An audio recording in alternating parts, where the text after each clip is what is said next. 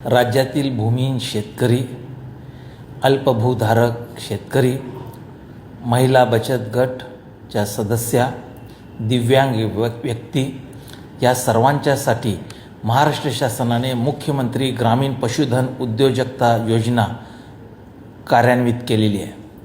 या योजनेच्या माध्यमातून गाई, म्हशी, शेळी, मेंढी आणि कुक्कुटपालनासाठी 50% ते 75% पर्यंत भरीव अनुदान देण्याचा महत्त्वाकांक्षी निर्णय शासनाने घेतलेला आहे। यामुळे ग्रामीण अर्थव्यवस्थेला तर चालना मिळणारच आहे, त्याचबरोबर ग्रामीण भागातील बेरोजगार तरुणांना देखील एक मोठी अपूर्व संधी उपलब्ध झालेली आहे, जेणेकरून आपले शेतकऱ्यांना देखील आपलं शेतीच्या माध्यमातून व या जोडधंद्यातून आपलं उत्पन्न दुप्पट करण्याची एक अपूर्व संधी प्राप्त झालेली आहे।